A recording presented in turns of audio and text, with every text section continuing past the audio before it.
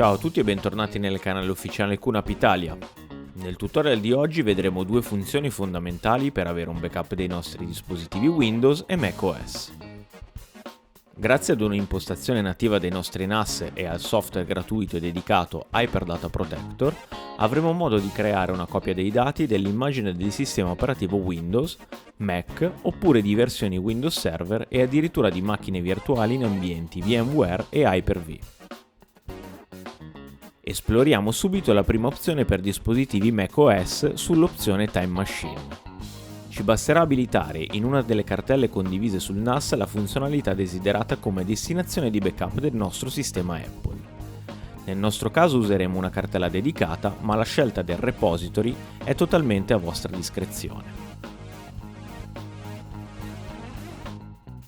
Nelle preferenze di sistema del sistema operativo selezioniamo la cartella appena configurata e basterà far partire la sincronizzazione delle configurazioni. Il sistema Apple esegue un backup regolare e una snapshot di sistema in maniera costante e tutte queste preferenze sono editabili lato client Mac. Il gioco è fatto. Per quanto riguarda il mondo Windows, utilizzeremo lato NAS il tool gratuito Hyperdata Protector e a bordo del PC o del server Windows dovremo installare NetBack PC Agent. Nella prima configurazione di Hyperdata Protector, oltre al backup dei client PC, troveremo le opzioni per quanto riguarda gli ambienti di virtualizzazione Hyper-V e VMware, che oggi non tratteremo ma di cui lasciamo una guida in descrizione al video. Per creare un collegamento tra il client Windows e il server Hyperdata Protector a bordo NAS sarà sufficiente configurare il client NetBack PC Agent. Questa informazione viene mostrata anche nella sezione dell'inventario all'interno dei menu dell'Hyperdata Protector. Tutta la configurazione quindi avviene lato Windows con il suo relativo tool NetBack PC Agent. È possibile aggiungere manualmente un NAS con il relativo IP oppure eseguire una scansione di rete, sempre che il PC sia sulla stessa sottorete.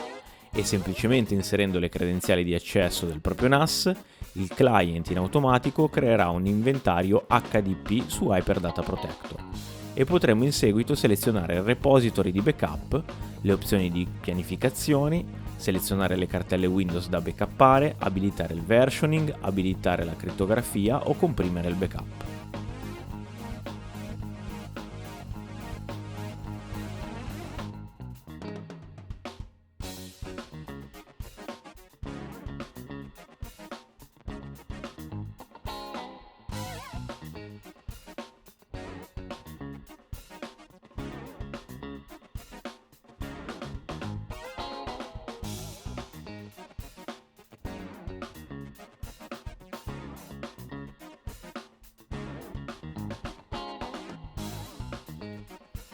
Un'ulteriore opzione di NetBack PC Agent è quella di poter creare un disco di avvio USB del sistema operativo Windows.